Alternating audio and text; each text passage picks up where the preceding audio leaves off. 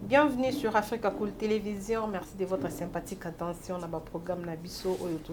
Toujours au devant de vous pour analyser l'actualité politique Yamboka Nabiso ensemble avec mon invité Bruno Mimbengande Tokobetali Solo. Il y a République démocratique du Congo Yamokolo. Nous découvrons Botenayo. Botemingi Mama Thérèse, Botemingi Yabalandion sur Africa Cool et puis Sengozali Susuponakoya na kati ya chaîne Abino. Pour trouver la makambeta limboka Congo biso na côté na biso lingomba la muka toza ko bongama pour que en 2023 il faut élection seulement de yangwana moni biso toza ko sensibiliser ba jeunes de sorte que non bas à la près parce que faut de yambala o boto tolérer le quoi m'intéresse. Merci beaucoup Ndeko Bruno. Je fais un clin d'œil spécial à mon ami de longue date mon ami de longue date Maître Joli Ochumbe, monsieur l'avocat, on a bien que monsieur les avocats, mon ami Mbote Nayo, Alobiomi Thérèse, Ozoboraka, de toute façon, Léli Libanga, joli, la personne Mbote. Voilà. Il y a de cela une année depuis que Mi Thérèse n'a perdu petite soeur Nanga Penza, mais tiens, on Sarah Tumba, Mokolo, le 23 janvier 2021, à Randaki Amnaïk, dans la clinique universitaire, en tout cas. Paix à ton âme, ma jeune sœur Sarah Tumba. Et ça c'est difficile kobo sanayo na mitema na biso nzambe oyo asepela ki alongolo na mokili moko lokola za ka mettre ya temps pe ya circonstance lokola yenda za la kamokolo pema azwa kaka lokomu. Voilà ndeko Bruno na kozonga avant na ngana annoncer ba titre na ngai bonne santé à la muka. Oui, santé à la muka ça très bien. Na leader na bino. Oui, ba leader na biso baza ko travailler arrache-pied pour que nos Congolais soient ici en 2023. La Mouka est un bon trait, le leader est un bango. Et puis, le leader est que non, peuple congolais n'a pas. Mais pas si nous avons une solution au travers les soldats du peuple Martin Fayulu Adolphe Mongetu. Donc, santé à la Mouka, santé à ICD, santé à Nouvelle, là, ils ont malamu, les moments où ils ont nakati. On a si pas cause, pas pour ça la musala makasi, parce que batali le lege mboka et baby Mama Thérèse, na kuta kina mokozi o biso to vota ki Martin Fayulu non pour ça ma mission mais to lobi il faut tout travailler parce que ça qui tourne na boende tant que na kenge alobi no Bruno Mboka ça okufa. Il faut que ça les faut tout bimisa mboka o. Non mboka za okufa ça veut dire que non. Mais Fatima Mbaka mboka c'est kufa na ngobino bokitika non mboka za okufa na sens que non bato baza lelo oyo boy. Baza na mesure te ya ko travailler que non bato baza na boende kuna bisika président lui Martin Fayulu utaki bazwa moi mai bazwa moi nzela bazwa moi baya malonga place mokonzi mboka Martin Fayulu baki ya mwana. Mais na contexte non mboka ekufa mboka Congo na kufite parce que mboka Congo et au coup fera ce qui peuple langue disparaître tant que le président Martin Fayulu bazali na Adolphe Mongetu na biso peuple na bino ba journaliste c'est que Congo izana nous izo senga sur boy un médecin oyo boy akoya na remède pour na kopesa Congo ezwa développement lango donc yango na ça oyo boy président élu Martin Fayulu lobaki que non mboka izana problème très sérieux parce que les députés misusu aussi les députés provinciaux comme quand même na kati ba fief na bango na ba regroupement na ba secteur na bango bazaka na Kinshasa ba misusu soki za par exemple na Katanga moi comme na mboka ya kati ezate parce que nzela malonge zalité omoni po biso to bikino mboka za musala makasi yango na biso lingomba la muka nouvelle élan moi na mboka Adolphe Mongetu na président élu Martin Fayulu décidé tout ça ko travailler de sorte que non na 2023 tozwa président Asika oyo boye akoya na souci ya ko décoller mboka na biso. Merci beaucoup Ndeko Bruno. Annonce ya batitre na ngai tokolobela likambo etali Expo 2020 oyo penza République démocratique du Congo ezala qui représenté kuna par ba ambassadeur na biso to benga bango bongo et puis na couple présidentiel Félix Antoine Tshisekedi Tshilombo et puis la distinguée première dame bango pe ba sepela ki penza ba participer na milulu minene oyo emetaki à l'honneur bendele ya mboka na biso. Le couple Fachi a assisté à la soirée de la rumba congolaise kuna kaka na Expo 2022 mais balongwe Dubaï na Tongo ya lelo pour la Jordanie ba ke bongo ko participer à une rencontre de haut niveau et qu'au Salema du 23 au 24 mars 2022 Fayulu annoncé du côté du Grand Kassai dans les prochains jours après tourner nae oyo asala ki na ngambo ya Bwende boka kinenge Ndeko Bruno alobaki a koma ki pe na Kwango oui na Kwango akenda ki Kwango mais là azo se préparer pour que akende du du côté ya Grand Kassai. Rentrée parlementaire, ba matière où ils ont inscrit à l'ordre du jour, où ils ont inscrit dans l'ordre de la session oyo. Tozo mona ndeko Steve Mbeka azola la pongi te azotelema penza pour que ba réviser constitution ya mboka na biso azosinga ki mandat ya chef de l'état eleka de 5 ans de 5 à 7 ans alobi ba lobele fe mbetali ba fédéralisme et puis ba makambo ni susu na matière ils a inscrit na session ya mars oyo tomoni balobi que bako réviser pe loi portant modification du statut des anciens présidents mandeko belé pena balela balobi Joseph Kabila assez longa mais azo zombongo ebeli azo coûter cher na mboka na biso alors qu'il y a beaucoup de priorités il y a ba misala ebeli oyo singeli bongo ko sala na mbongo wana selon certaines bouches alia kayango penza ya ofele. Toujours à l'Assemblée nationale, il y a une motion qui a été déposée contre le ministre de l'économie Balobi. Il y a parmi Bawario. Il est le plus faible parce que depuis Azawana Biloko, il a été comme dans l'isolo, il y a un pied du début en décembre, il y a un espoir, un pied de zoya, mais il y a un suite dans le ceux qui ezalaka nini. Tokolobe la guerre, ils ont entré à Lingete et puis Tony Moi, ministre, il y a EPST sur une prétendue détournement, il y a un tournoi interscolaire. IGF a accusé EPST d'un détournement et puis sur facturation. Le gouverneur Jean-Tini Ngobilambaka a lancé l'éclairage public sur le boulevard Lumumba tronçon compris entre Pont Matete et l'aéroport de Njili. Ce qu'on commis la limité, ils allaient qui sont qui ba lumière et banda kosuka avant même Pont Matete si je me trompe pas bande que beli ba commis tout na est-ce que pour la Jean-Tini Ngobila Kishasa ezaka ka Gombe Kishasa ezaka ka limité bana ya changu pona ye ezalaka Kishasa te voilà tokolobela pe naufrage et salama ki na mai ndombe lokola na yambinde ko Bruno Adolphe Mozito oyo aza penza leader na bango azaki premier ministre to bolanda ki ba interview bande konde bazolela babi pona e bandi kolia batu lelo te banda kolia banda kalaye en tant que premier ministre nini asala pona mai ndombe. D'ailleurs c'est ma première question. Oui, merci maman Mi Thérèse. Bande ko ba congolais ba ke non Adolphe Mozito azaki premier ministre ya mai ndombe te. Premier ministre ya Congo Mobimba. Ba réalisation oyo Adolphe Mozito asali même bande ko na biso ya Congo ba yebi yango très bien. Au moni maman Mi Thérèse. Donc ekoloba ke non accident on est salimi parce que Adolphe Mozito azalaki premier ministre. Donc ça motuna ya bande ko ezali. D'ailleurs, il y a 3 éléments au sali yama indombe. C'est le même commentaire. Il va même commentaire des ozonga. Bande ko bazumi tu na babi. Ba leader oyo ya bandundu. Oyo bazalaki à la tête ya mboka. Oyo on voit Adolphe Mozito. Tolo ba Martin Fayulu to épargne. Qui mon parce qu'il n'a pas encore géré. Mais tout le monde ba papa qui zenga. Ba to ebele mais jusque là. C'est comme si ba mi pesa penza makasité na musala oyo ya na danger oyo et ça kuna na maindo metebi ki Adolphe Mozito on l'accuse ki atonga banda ku partout sauf chez lui. Maman Thérèse kolobaka Adolphe Mozito asali lo côté na Kwango là c'est faux parce que bandeko ba koloba biloko wana ba yebi vraiment makambo te pièce go ba no ba sombi conscience na bango parce que lelo oyo butango ba kolobaka no Adolphe Mozito asali lo côté nzela oyo ezalaki po longo ko mana kenge okoma na kikwiti okana bamboka na bavanga banzela na nyoso basalaki ngona époque Adolphe Mozito azaki premier ministre makambu ko beba tango Adolphe Mozito atiki primature bandeko ifu ba yebeloko wana parce que liboso po longo kaka na Kwango a okoma na Kinshasa bana so batu une semaine mais tango Adolphe Mozito ayei atie makambo na mesa banzele tonga maki côté à Kassai, on s'est dit que non. Mais il a vraiment, apparemment, est-ce qu'il y a quand même un projet qui a été élaboré par rapport à ça? Est-ce que moi ma canisimo qui initié par rapport à ça ou bien non dans les oubliettes? Projet ya kutonga po ya sikizalaki. Parce que Adolphe Mozito sur le programme n'enga salaki. À ça le programme à travailler en temps les restes maintenant il a fallu à sanini à cause la continuité à l'état. Tant Adolphe Mozito a tiki primature, no moni pon oyo ba maquette na mwebima d'ailleurs.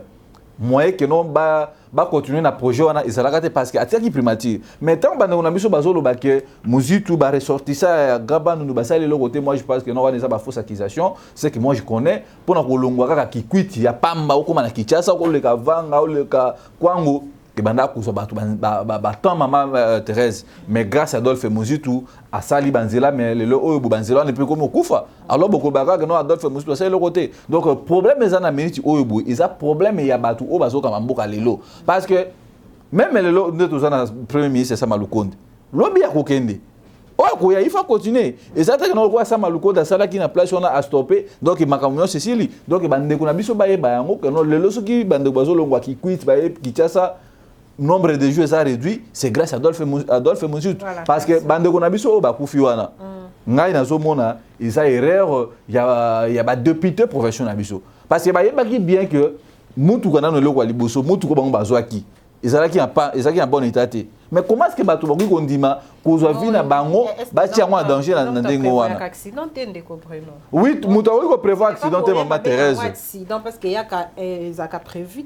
Mais na ba source biso tozui ba ebisi biso ke mutuka wana ba député en âme et conscience ba yeba ke no mutuka za bon état mais de fait que ba mati loko les accidents et comme li ba moto profiter pe na kombo ya Adolphe Muzitu na nouvelle la mobima ko présenter ba condoléances biso na famille biologique ya ba député wana parce que le kambo ya liwa biso to yuko c'est pas na ngote mais ko loba ke no ba ressortir ça ba nundu ba ça le côté là c'est faux parce que tout le monde qui Adolphe Muzitu tout temps saki musala na ye bat nyoso bat beta ki maboko lokola lelo oyobo okoyebisanga ke non président mokonzi ya mboka nani Félix Tshisekedi abimisi bambongo ebele apo batunga kasai non bambongo wana balie yango tango mandane ko sila na 2023 awabo bakoloba ke Félix ça ki loko na kasai été donc les question na nous paye batu obo to bazo pesa bango bambongo wana bazo exécuter misala bazo sala misala lolenge oyobo bakonzi bazo lingati donc quelque part batika koloba ke non Muzitu atonga mapa non donc la responsabilité est partagée de part et d'autre maman Thérèse. Merci beaucoup Ndeko Bruno to lebela likambo ya Expo Dubaï 2020 oyo penza tomona ki mokolo ya mardi penza la République démocratique du Congo était à l'honneur tango mona ki je crois que réalisation tango nazolo babando balancer sur vidéo no moni penza mundibu azotombo la penza bendele ya RDC matiti likolo hymne national et beti sentiment na yezaki ni Ndeko Bruno. Oui maman Thérèse en tant que patriote avant que répondre loko la porte-parole à la mukana tout non en tant que patriote. Il est congolais.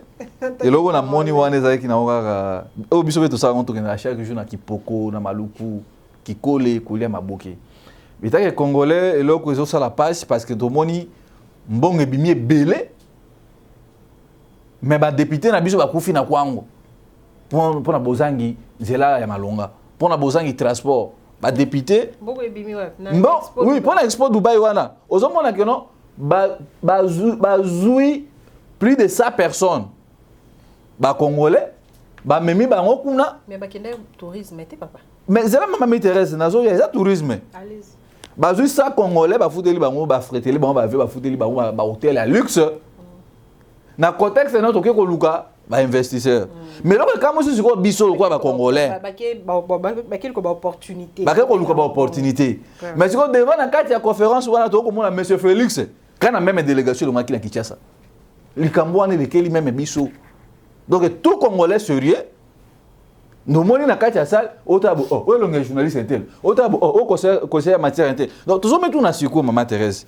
au lieu ko même batu bongo et loko wana ba ko même sangota a on a fikini parce qu'on n'a pas vu les investisseurs na kati ya salle on a ba image za ligne ko jana ko cha ba image wana donc mbongo ya l'état plus de 1 360 000 dollars et qui n'a encore boy pamba et puis tozo mituna sorti oyo boye eza sorti moko et ba bengisaki ba chef de l'état 50 pays africains maman Thérèse je suis sérieux ngabi que non ba to la muka ba mité mama be vérifier yango aux journalistes africains pour les chaînes à monene ba to balanda yango 50 pays africains aucun président a se présenter qu'on n'a pas le président RDC ba président misusu ya mboka misusu ba tindi ba bourgmestre ba maire ba ville loko pa na biso arabo par exemple la ministre il y a tourisme ngaka na ko représenter mboka mais pourquoi on se pose des questions président de la République a ko se déplacer na bakata ya batu boy a memi bango kuna na contexte na to ko luka ba investir mais même batu wana asaki libuso na bon to ba keno ba nani bande ko biso ba if buya bonde ba investir ba kenaki parce que personne na délégation wana ozomona pour un place ezali donc ba gaspillage ya mbongo et que nango pour rien Oh, tu es bien que non, na retour et le comment et kozonga. Donc quelque part, maman Thérèse, tant que tout le monde a ba gabegie financière et que ça m'a boyé, tandis que na bamboka misusu na Kasai maizate isa kotali ça que non batu o basoka mamboka na biso basa mitema mabe. Et puis na part na ngai isalinga soni parce que na kati ya Expo Dubai wana personnellement tout est comme mon président mon côté à part président RDC. Bon, donc na dimension invitation non particulière que non ou ya ko parce que tu que biso na ba Émirats arabes tous ba partenariat et je vais citer peut-être construction ya pour ya barrage à eau profonde oui ça la mana mwanda na ya ba transport tout monde qui peut ministre hydrocarbures Didier Boudi muyebe à sala qui peut exposer na e bazo kende ko ba opportunité d'affaires ba investir ba ko yande ni ceux qui mo sombi ko yande ni ceux qui yo OK ko présenter et lo ko na yo ya malamu za na ngote pane. Maman Thérèse, tant que Émirats Arabes Unis, tout ça, na bango ba relation malamu. Mais c'est un pays qui est en Afrique. Ils ont pas bonne relation na ba arabe wana. Est-ce que je suis mon président na bango? Donc ba biloko monsieur so Maman Thérèse. Ils ont ba biloko o boyo moko il faut pesa o mi pesa na discipline. Oyeba oza kusala. Parce que na niveau ya biloko oyo boy. Oui, ba ministre ba ko za représenter, mais pas le chef de l'État. Au moment où on place ces alliés, parce que tout le quota là, besoin plus de 1 360 000 $. Pour nous déplacer car Batouana, et puis quand on a la conférence, tout le monde a kaka congolais, tout le monde a investisseur. Mais oui, le chef de l'État, Monsieur Félix Azalaki, ceux qui sont étrangers peut-être pour soi, Pembe, Marocains, Banani, Algérien, peut-être on a contexte, mais il n'y avait pas d'investisseurs. Donc conférence ça à Dubaï, Maman Thérèse. Bah même ça on a kati Kinshasa ou bien na Lubumbashi na Goma na Bamboka misusu. Mais ça ça la passe tant de 1 million. Maman Thérèse tous à la sérieux. Biso wana ba uti ko boto la biso ba compagnie ba avion. Na Kenya Airways. Bon on est ko sunga biso na makambo belé. Donc eloko le kani na Dubaï Maman Thérèse biso to ko benga comme si bakendaki excursion. Bakendaki o bandeko na biso ba chaîne bakendaka chaque samedi na Kipoko bakendaka sukola. C'est ça. Kubibi sambongo à l'État, tandis que tout ça, le problème, eux, la priorité, problème est c'est ça que c'est la biso, depuis Bakanga Bandeko Nabiso et pas Kodeko, tout ça, a problème, Basoda Nabiso, Policier, tout ça, a problème, il y a transport, tout ça, a problème, et belé, ok, non, chef de l'État, na angle autre comme Nango, à ça, il sous Moutouté, que non, na kacha délégation, plus de 100 personnes. Autre comme Bangoulou, Batokuna. Donc, bateau n'a pas de moussa bangosani. Mais oui, tu vois le babongo. Donc, na angle oh bonne minute oh parce que tu as 9 mois. Donc, azamutu oh boye, il faut vraiment avoir conscience avant d'atali abino na mandat na le suivre vraiment ki. Nini o ngana rotika vraiment na kati ya mitwa ba congolais. Parce que na meki na éducation de base et simbité. Et là on nini oh bosoki na ki ba congolais ba bando kanisa ngai. Ba congolais bando kanisa kana ba promesse. Donc, la minute oh boye président de la République, dans 9 mois, il faut vendre Atala, Asala Makamukelon, Atasuki Lobe Azalité. Batubana et loko Oyobwe, Félix Moutatonga yango. École Oyobwe, Nani Fachi Beto Moutatonga, Pont Oyobwe, Yé Moutatonga. Donc c'est ça, Biloko Obatuba Banoukanisa. Au moins, Mobutu, ça va 32 ans. Maintenant, on a parlé du peuple. Aux autres, on a stade des martyrs. Aux autres, la pont maréchal, qu'on a bas Congo. Aux autres, autant de Congo, on a quand même un Moutouatiki, bah, print. Mais où est le président Otoza na ici ko buka ba voyage Maman Thérèse. Et puis de deux. Balobi Fachi Beto a Robela. Aza convalescent. Mais nazo on dirait que no bandeko baza pemeni. Bon on est pour un casting baza bato baza pemeni ya Félix. Balingi était Mutoza na convalescence. Ba mouvement na tango azo voyager na ba avion ba secours wana nyonso. Non Maman Thérèse, vous allez me dire que non président Macky Sall a besoin de voyager. Président ya Rwanda, azana besoin okene na Dubaï te. Président ya Congo Brazzaville Sassou. Azo yé pas obéla non? Je pense qu'il y a pas aucune invitation. Non, ba centraliser le pouvoir na mutu moko akwa ça la même ako craquer ako kufa boy. Batika na besoin na donc tout ça na besoin au Félix vivant parce que azana no malade.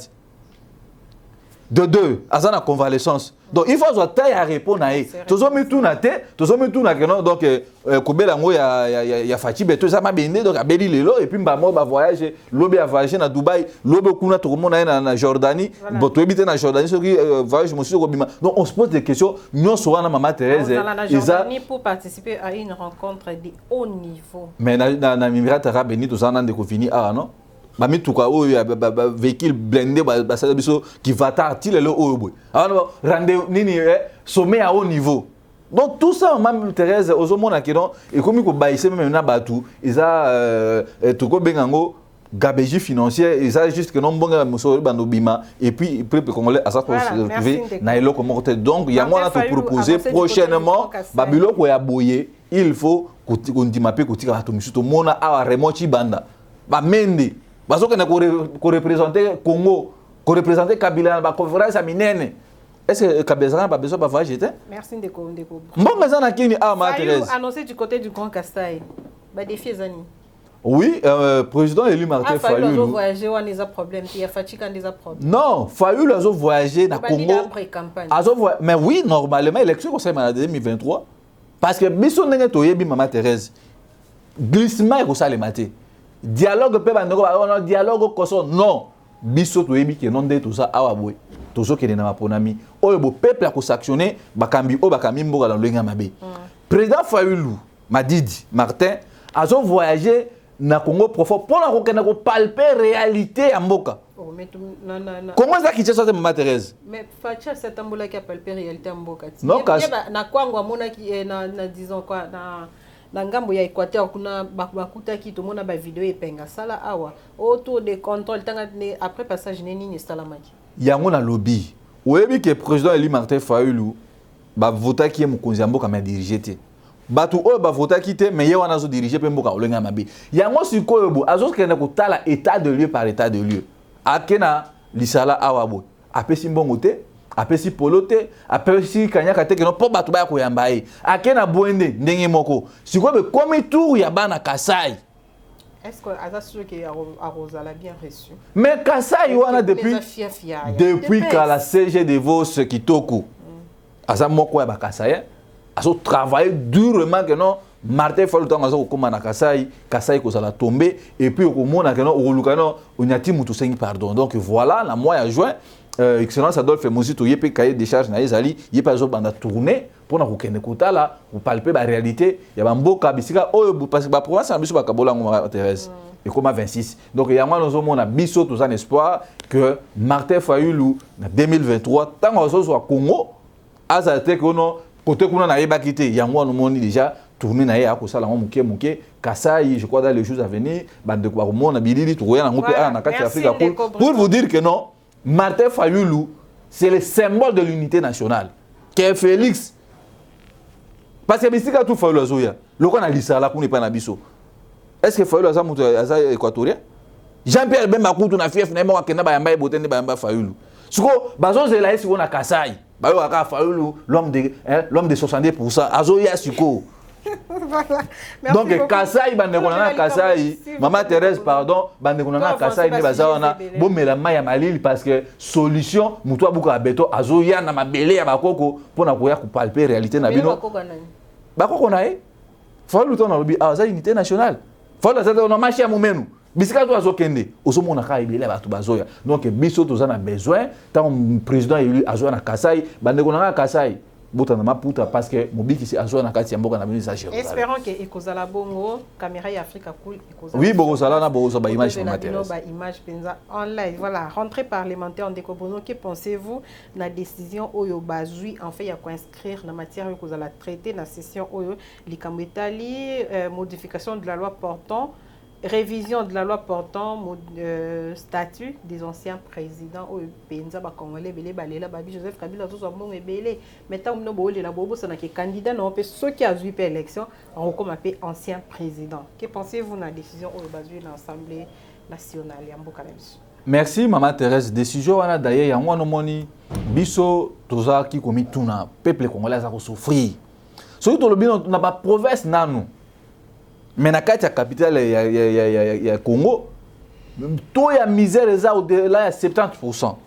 Mais tozomi tuna ba député o déjà basali plus de 4 ans na kati ya Assemblée nationale. 4 ans bazokota oyo boy. Tant tozomona ndeko na biso kulutu mbika Steve. Azoya na ba révision ya constitution ko sort. Mais lui ezalaki important ya kotia l'ordre du jour yango oyo boy. 680 000 $, au Kabila touche chaque fin du mois. Na musani Kabila salaka. Donc eza eloko oyo boba congolais parce que nabi que loi nini oyo boy koleka te Maman Thérèse au monde ba côté mais lango ba député union sacrée ba côté mais lango parce que kanyaka déjà ba notamment na sénat to qui déjà mbela wana to sepela que non loi wana ba revoir yango salaire ya ba président de la République et comme même $3,500. Qu'est-ce que Kabila a na union sacrée? Kabila za na union sacrée bon bino ba honte parce que ba député ya Kabila ba zape na kati union sacrée. Wana ba kuma FCC. Non, FCC mosaïque. Non, FCC mosaïque te ba député Kabila imo za na kati union sacrée. Nyonso bino bomo na basala ka za diversion. Biso to ko sepela que non loi wana ba longola $680,000. Kabila ba ndo toucher $3,500 par mois. Parce que tout le monde a moussa moté, moi que ça n'a pas. Ba sola ba zo futa maté. Obi so dozu $680,000 Maman Thérèse. To multiplier par 12 mois. Obi combien d'avions de gros mara na mon Kabila na son para.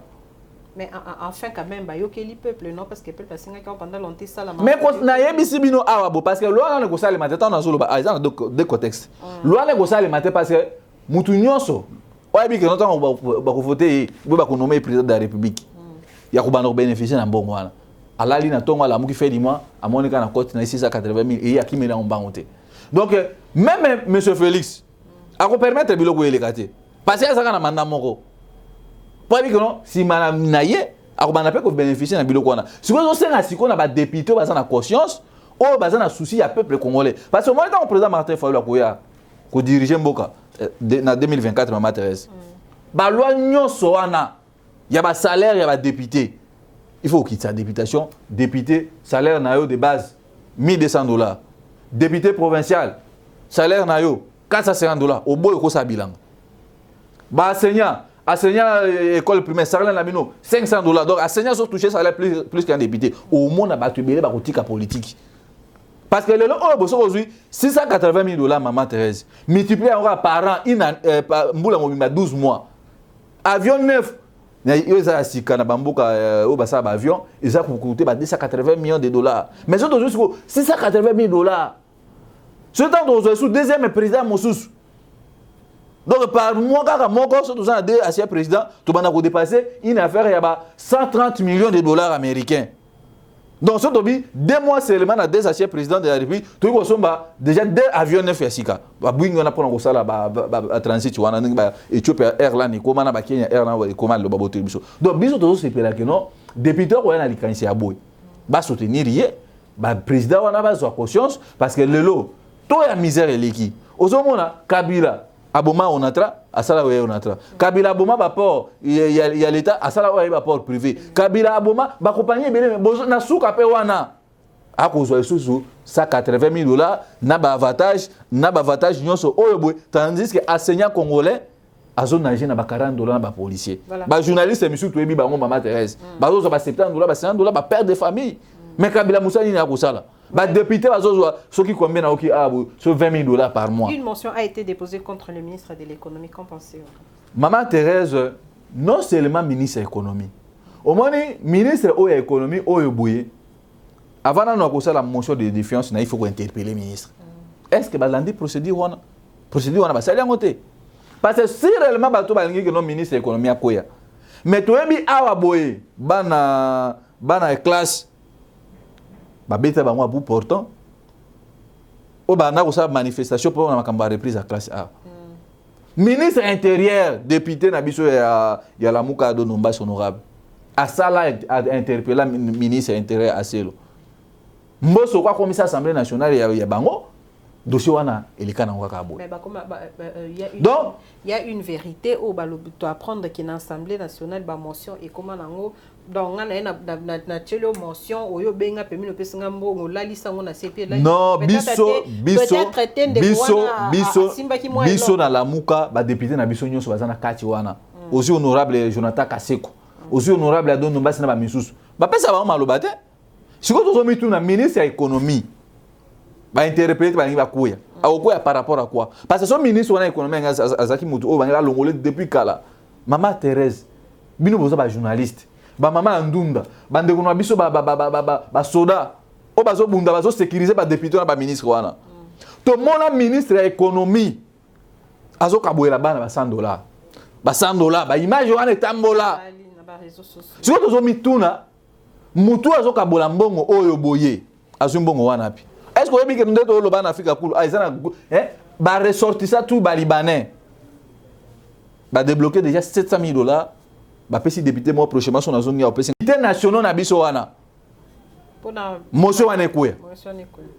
Parce que lipa o ezala ki à l'époque lipa ya bano benga muke wana saka 100 francs wana. Ba pistolet wana koma ya 100 francs ba o abulu wana. Lelo lipa wana combien 300 francs. Pona nini? Non maman Thérèse 300. 200. Ngana bisimino 300 francs. Pona nini? Moi lipa ya muke wana abulu wana e combien 300 francs. O ezala à l'époque ya kabila 100 francs.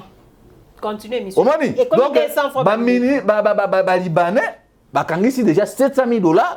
Na côté na ba wana ka ba Libanais. Ça côté ba Indien, ba Nigérien, ba opérateur économique, ba ça na voie légalité. Ba pesi député wana mbongo pour akene ko kabola ba député union sacrée. Donc, na Assemblée nationale de bo monana. Il y a des députés riches.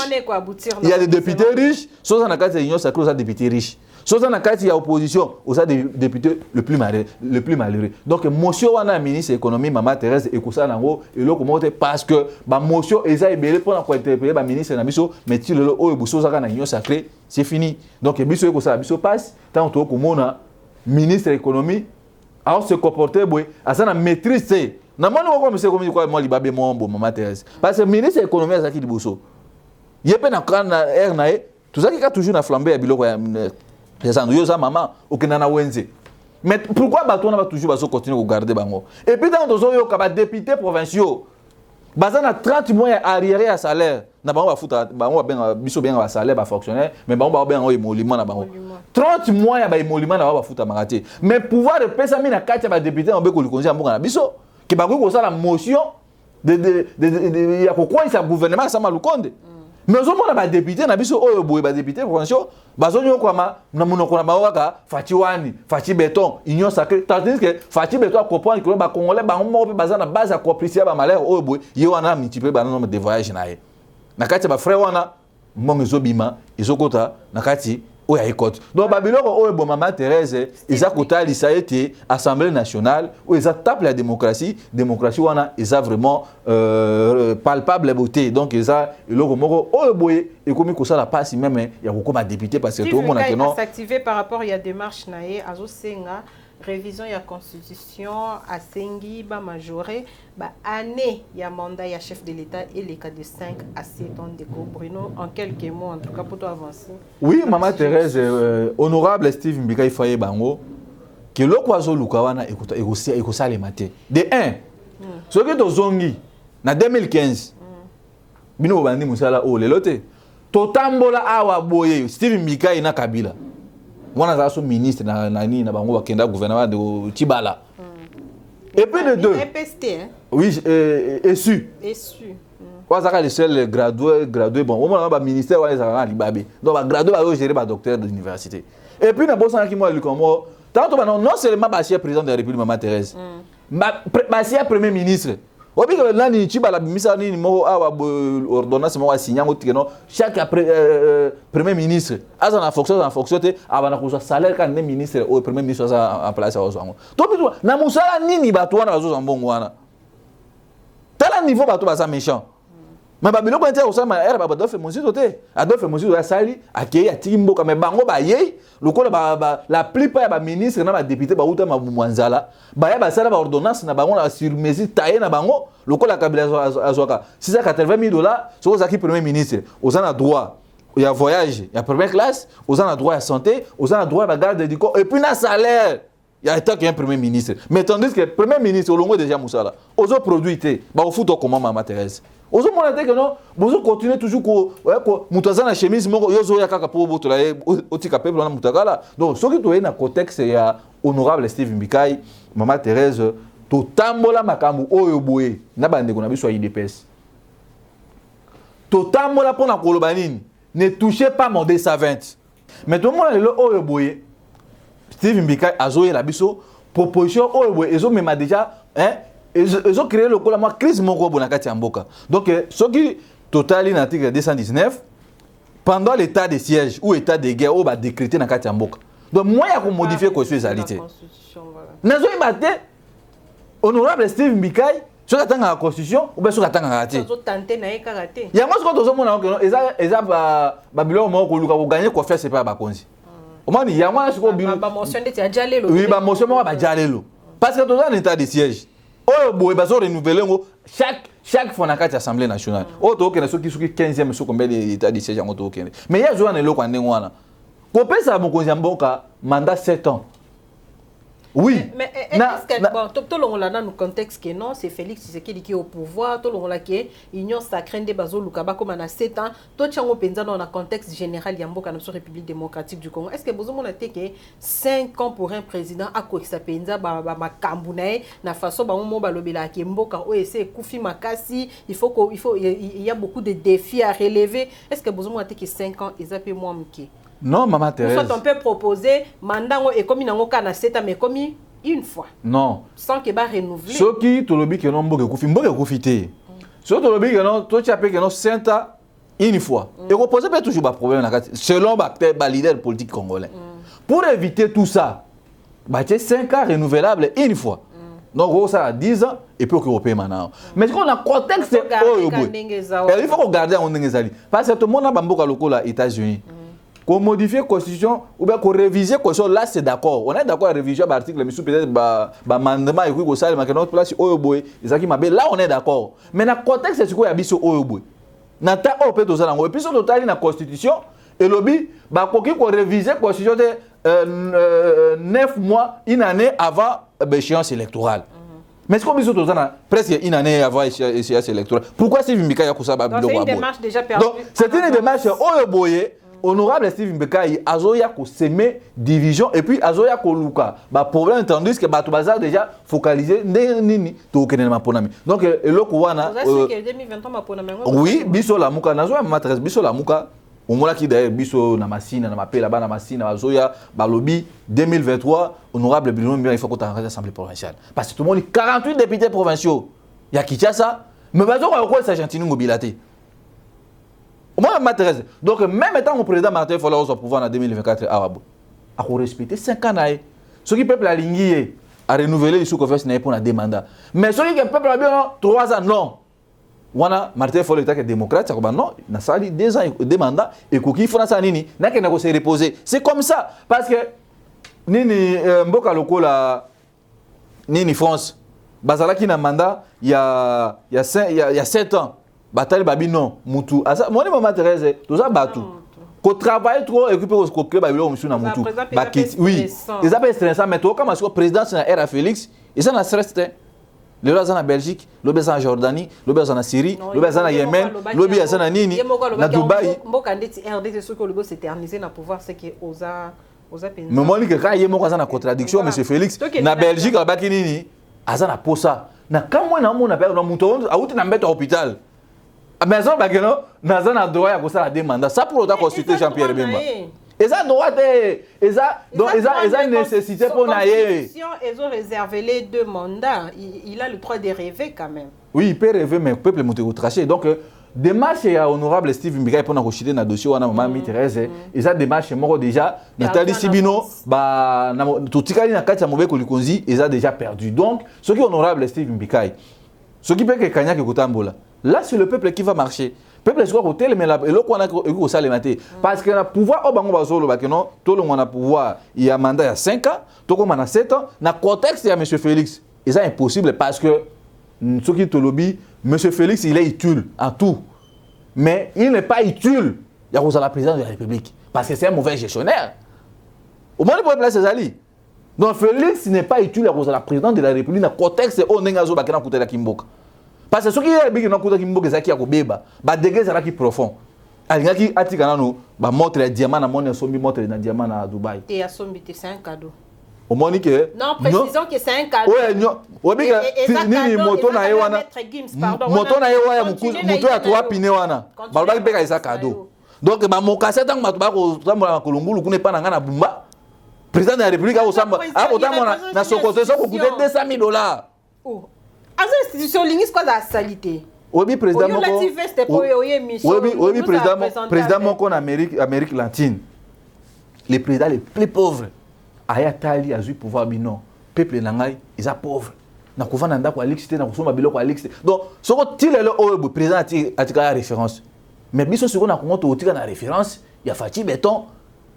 mais grâce à le président d'Afrique centrale. Voilà. Donc, la démarche, il y a Steve Mikai, ils ont démarche, moi, déjà bâclé, il faut pas bosser le roi parce que tout le monde est important. Guerre entre Tony Mwaba et Jules Alingeti, IGF Nenge Toloba qui a accusé IGF a accusé EPST dans le détournement et puis surfacturation.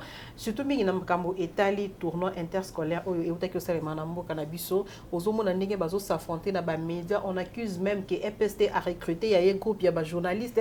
IGFP a recruté, il y a un groupe, il y a des journalistes. Pour que la TV, que s'affronter. Cette manière-là de faire des combinaisons, parce que nous savons que IGF est une institution indépendante. À dépendre de la présidence de la République. Voilà. Moi, ma candidature par rapport, il y a moins de guerre médiatique entre IGF et EPST. Maman Thérèse, moi, je suis toujours commis ne balabala bande comme ça mon avis quoi tout ça mité mama non on ne peut pas avoir un rancœur na bato ba okamamboka sauf que tant déjà au comme quoi assumer ba fonction à l'état aux les choses militaires parti politique possibilité le makambo entre Gilles Alingeti na ministre d'état Tony Mwaba asa ministre d'état ya mboka donc ayembi ba secret ya mboka bazango bango nyonso wana Gilles Alingeti c'est militaire de l'IDPS soit un militaire pro IDPS ministre Tony Mwaba donc bazana façon nyonso oyo boba koki kokuta na ndenge ya kimia na ndenge ya bokutu na ndenge ya famille pona ko remédier ba biloko wana tant boko koma ko bimisa ba secret d'état na polele boye boko tulwaka ba solution non mama Thérèse même na ba famille bisika dozali makambo ya famille mi makana balabala te il y a toujours l'arbre palabre biso kuna na mboka za na poko boye bovandi boko so makambo mboka mais tant dozomona biloko ya boye iza soni ils ont contacté c'est que non amateurisme ils ont ba okamamboka même bande kuna biso ya IDPS bazo fustiger ba comportement ils ont le na kati ya guerre wana entre Gilles Alingeti na ministre ya nini ya EPST ils ont fingisa ba moko kuna mais bazo fingisa fachi béton bazo fingisa fachi béton parce que fachi béton il muta permettre biloko oyo a sala choix mabe ko pona bato la maître Tony Mwaba ministère quoi EPCC un professeur non bon il semblerait que ça a pu au professeur mais tant là c'est comme Maël Nyoso Tony Mwaba nango avocat de circuit mais ministère EPC et Koliaï donc abimi ridicule de deux IGF alors ça la moussa c'est pour argent est-ce que bazo accusé qu'il en fait trop aligné comme médiatisé nyonso mais yango sur place il y a compétence ezali yango na ozo ebate moussa la no zanini yo poza nani donc tu fais du melo ozo ko sangisa nyonso po mona ozo sa musa malamu ozo sa musa la mabe yango les a problème casting choix donc le chef de l'état a sala choix mabe po yepe moko azape choix mabe oyo boye peuple et pesa ki mandat oyo kozala nini ya chef de l'état te muto pona Gilles Alingeti non na loba la ministre chef de l'état muto no maki ministre de l'EPST donc ils a choix oyo boye que non mutu oyo boye to kosana musa akosala nini ako appliquer vision nga surtout pe la gratuité de l'enseignement. Chef de l'État, ou bien ministre? Non, ministre. Chef de l'État à Talaka. Chef de l'État, personne n'a pas à Pesaka. Premier ministre, il a débattu pour former le gouvernement. Dans le choix, il y a premier ministre. Donc, ils ont la bombe. Donc, Makambu, il y a Gilles Alingeti, Tony Mwaba, il bandit le lot, Maman Thérèse. Donc, Tony Mwaba se comporte comme si, Aza, au-delà. Dans la minute, on est à Kabila. Donc, on ne respecte pas les principes du pays. Donc, le premier likambu il y a détournement, il y a Gilles Alingeti, tout le monde a bango na bureau CG Augustin Kabouya. On avait cru que non, il y a un dérapage et que se reproduit les sociétés. De babaka, bakino baba tianase, bachal dossier wana nasi. Mais toi moka moi li susu. Tant de isabino à interscolaire obo, tout le monde a tata 33 ans ba beta ba 12 ans. O ba gagner 3 bien 1. Gilles Alingeti a sali surfacturation ko ba que ba bis trasco oyo banayi ko mema ba mouvement ba élève wana ba pesa ki mosolo ya $120,000. Mais déjà trasco ayeko bimisa ba vérité ko lo ba que non talangai nazwaki kaka $16,000 américains. Bon, $120,000 moins $16,000 Maman Thérèse. Ça est $4,000 et qui wapi. On suppose que na mboka na biso tant biso tozoka na koluka ba investisseur mbonga za na Congo fati atika kotambola Maman Thérèse yango wana quelque part na mona Kabila za na raison abaka otika kotambola te parce que soki na Kasai ololika bilanga ozambongo Olive Lemba oteka ba pondu awa non. Au moins après bato ba wela biloko na. Donc tant que on a bato bazo sakana mbongo l'état boye, isa mabe. Et ce qui peut wana te société mo ko funda les choses ministre EPS te grade ko. Pour un usage de faux. Donc on suppose que non. Babi a falsifié qui signature. Il y a moi ce usage de faux. Aux hommes on a sûr que non, tous hommes tout na que non, monsieur le ministre Tony Mwamba. S'il était sérieux à respecter classe Tangi. Na honneur na epé na bana na ya famille politique na ye, il peut démissionner. Yango tozo senga pe na bazuzi o boye. Tango Gilles Alingeti akosala musa na ye. Azo pesa bango dossier. Bambongo wana so ba détournement. Ezo kene na caisse nini na compte nini Maman Thérèse. Donc toki koloba ke non, Gilles Alingeti Tony Mwamba bazo respecté parce que azana batu o peut-être non bazana pouvoir makasi koleka Gilles Alingeti ou bien mbongo na tango zo ba détournement on eza ko salema ndambo zo kende ekipa ya mama songolo pakala ndambo ekipa chef pakala pour que non ba dossier na ndambo zo ekipa bazuzi donc yango tozo mituna Gilles Alingeti a continuer musala na mais eloko toza ko senga to mona kapé que non tango Gilles Alingeti chef de l'état pesi confiance wana ba appliquer be rapport ou ya za ko sala mais so be côté que non na cadre moko ya règlement de compte que non mbongo bimaki nga opesi nga kanyaka na ngate la to ko ba non Gilles Alingeti asika eloko na mais eloko biso toza ko condamner Maman Thérèse et ça que non quand vous assumez les responsabilités il y a au niveau surtout ya mboka tu n'es pas un député mais vous êtes ministre d'état. Voilà. Donc, il y a des gens qui la télévision te prendre ko exposer kolobelango ils a ko soni makasi vraiment. Tout ce que ça na Kambo Italie gestion ya ville province de Kinshasa, le gouverneur Gentili Ngobilamba a lancé éclairage public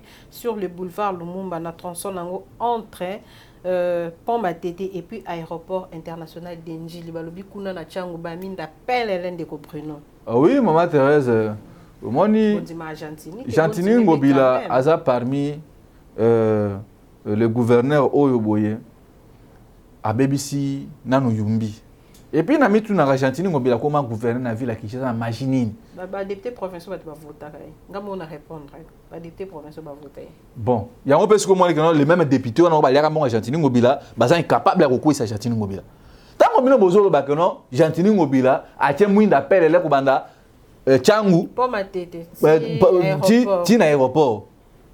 Donc Gentili Ngobila Moussa na ya ba voter comme gouverneur Kinshasa ezaka tia mwinda de Matete na aéroport. Menga zo bisabino c'est faux et archi faux Maman Thérèse. So ina no na wileri awa boy. Kure zate éclairage public zate. Nga na vani na masina. Na vani na mapela ça fait maintenant 2 semaines en ngoyo. Kure ya na masina te. Lobi na leki na butu na moni ba 23h. Na utaki na ipen. Na leki wana 23h ba jouer à Maroc bazoya. Mulili na kati ya capitaine na boulevard. Bon na mitu sur na kati ya na mitu ba joueur wana ba yi. Ba otu est-ce que moko bo banyama mutu avant on be batu. Ou be bazana ba gouverneur, ou be bazana maire de ville. Ça me rappelle Mundele Moro Ayaka bon voilà ba misala. Donc sur les 48 Mundele na ye ba kitina aéroport a matina na ba matina voiture ba bandi ko avancer. Parce que auto na chauffeur. Quand on retourne ne molili boy, est-ce que tu vois bien la route?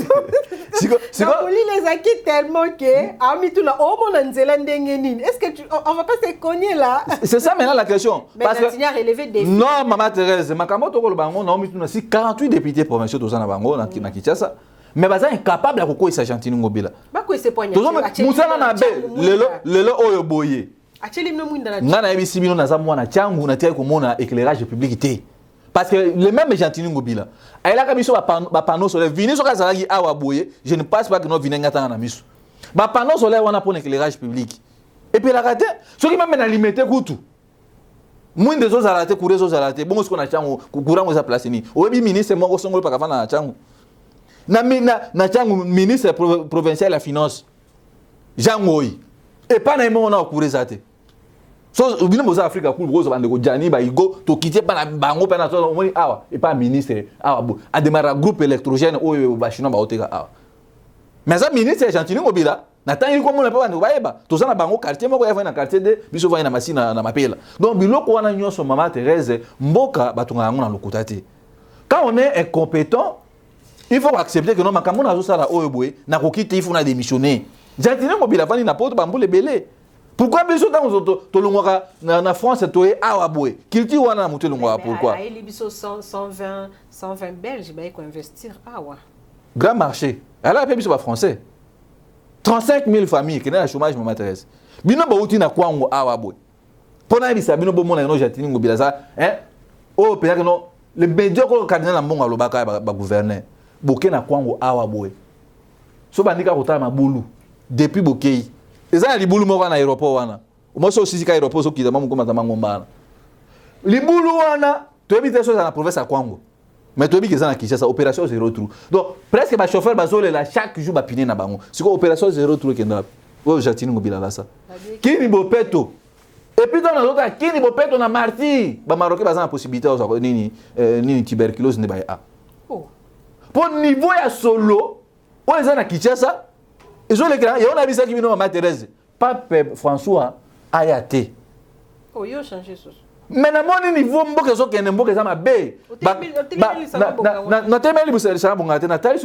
Ce qui déjà dans le mouli les années, ce papa a moui ou bien a boutou, pas jouer au Maroc, qui n'a boutou. Place à Kenda vers les opprimés. Oui, à quoi pas opprimé, mais à ça peut moutou, ma Thérèse. So, on m'a pas ce que ça y est, Deni, bah il va jouer na boutou, 23 heures.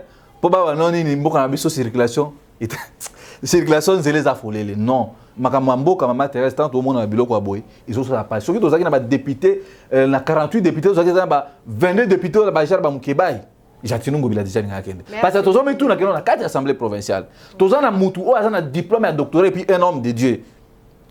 Pourquoi pas parce que na ba sala ko interpeller ko sala audit na gestion jatinu ngobila. Tokena Willery Simanabino awabu nzele za kobe tokena nanini awabu na tamboli na veni oyo côté ya Lemba mabulu ekomi na Kinshasa tozomi tuna est-ce que bato vraiment bazana soutien ya bongisa mboka oyo boy o tozomona Jatini Ngobila comme si kermesse chaque jour na parti na ye yango no moni na makambo ya loi électorale oyo bomama Thérèse ngai nazo proposer parce que ça inacceptable que non parti politique mo sali 20 ans 10 ans 15 ans 3 ans 5 ans mais baza incapable. Il y a combien de mes députés provinciaux. Donc, le parti, il faut ministère intérieur. État, là, que non, le parti, que non. Ceux qui posent parti politique, bossa l'effort, il y a combien de députés qu'un député provincial, ou bien un sénateur, ou bien un député national, ou un parti. Et puis de deux, bon, moni awa. Pour vous dire que non, régime, régime, mater, frapper, ministre intérieur. À ça, on a chef de l'État. On a nommé. Au moins, il y a cacophonie dans le régime, M. Félix. Ministre de l'Intérieur, chef de l'État. Ah ben, peut-être, mais bon, ça dit que non, vol, entre détournement et vol. Chef de l'État a joué $500 000, $500 000, $500 000, $500 000 multiplié par 26 provinces. Il semblerait qu'il y a un conditionnel. Chef de l'État, et les gars qui ont travaillé à gouverner pour que non, et les canapes, et transiter, non, et transiter na côte na côte na. Et puis à ce moment depuis Félix est président de la République. Na province na Sakura ça il a na bunda pour na je me pose ba erreur oh Jean-Marc Kabunda ça là qui na ministre intérieur donc l'objet de là mutu musu pa on Félix on zaka en opposition ngana somela ko pe tirbo o melaka mukola on za li pendant transport. Merci de comprendre. Regardez-moi comment est-ce que ba ministre d'État va so gérer mboka. Merci. Donc c'est ridicule yango wana mama Thérèse accordé moi seconde biso la muka tant tukuya nous allons travailler yango no moni ba leader na biso la muka va ça ko former ba jeune. Ba Bruno yo to moni yo il faut gérer avenir. Salaire na ça $200. Donc pas préparer ba tout. Pour la gestion ya mboka et non pour que non biso tout que na l'Assemblée nationale na provinciale tout comme ministre donc ils a pas si tant aux mona il ne pêche au pouvoir baza ko maltraiter na nous oya bango ba combattant wana makam na bango pesa numéro mais ça makam na biso baza ba combattant baza ba congolais baza ba congolais lokola biso mama Thérèse quand ils sont maltraités comme ça bongo siko biso bato zo na carte opposition numéro du banga suka na ko goloba que non eux les canines à Dubaï ils ont vraiment c'est ridicule parce que tout cas au monde chef de l'État mon côté pas Congo Mutuzaki et puis ça qui n'a kermesse oh boy JB Piana na ba innocent coup de chapeau na maître Gims au tarif vraiment que ça vrai ambassadeur par rapport à JB Piana parce que pour na JB Piana bossa inzela la France ba combattre pour toi yambo bota JB yo il a bête musique pour la moka ya ko mira Fati mais toi qui na kasa même chose toi quand ça n'a changé té bande konyo so makamuto solo libre non musicien Aza libre musicien zaka politique papa pesa numéro mais era kabila baba ki no baza musicien téléphone to donc bande ko makamutu to lobby araboé ils a pour intérêt à moi pe ko faire imba kiti oyo eza ya kabila bon wana eza makambo donc makambo to lobby ah eza pour intérêt à mboka numéro de téléphone bandeko bako komelanga eza na plus 243 ba remarque plus soki pe bo finga eza mabete mais ba remarque na bino poto bongisa Congo pas tant biso to koya to ko isama na ba erreur ote plus 243 81 73 11 702 plus 243 81 73 11 702 et puis anniversaire na ngape oza samedi Maman Thérèse.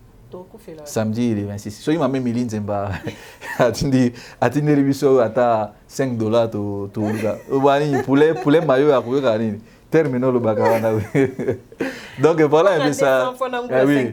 Donc c'est un peu ça. Merci Nabino Maman Thérèse et puis merci ya balandinyo sur Africa Cool ba militant na biso ya nouvelle la lamuka ba s'abonner na Africa Cool télévision, bo liker, bo partager pour que non bo ala toujours informé à temps réel.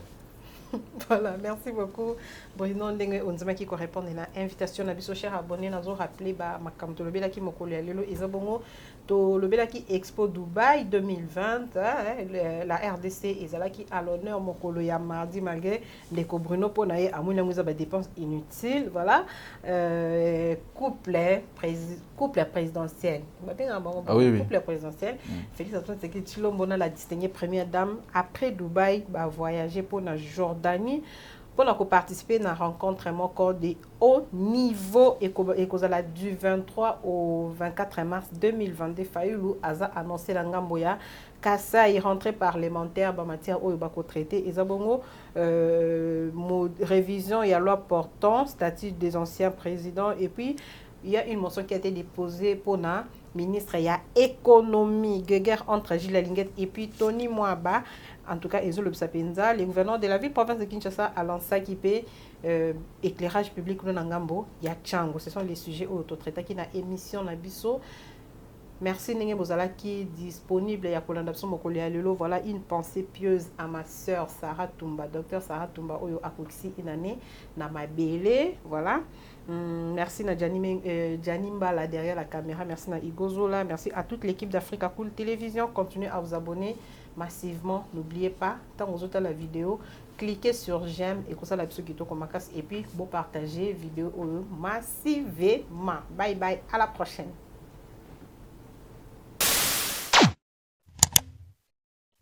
Africa Cool, et après cool, Africa Cool, après cool, le quoi cool matopi, cool. En tout cas, les chaînes y a bien, et puis vous êtes très rapide. Ils sont très rapides, les chaînes moko, bako ça a bien confiance. En tout cas, nazo senga na bato oyo nanu ba souscrire te bazwa. Donc, ils ont vraiment neti oyo balobaka ki buka lelo, lamba lelo, lia lelo. Vous voulez le Congo? Pour que le Congo devienne cool, pour suivre les cool analyses, alors revenez et abonnez-vous massivement. Bobozana Moana, massivement. Africa Cool, c'est la destination de prédilection pour une communication optimale. Longo Dianabino Mama. Merci beaucoup. Et au monde de la chaîne, où est impartial. Le rôle de Babino, vous méritez le soutien de la population ainsi que des institutions compétentes.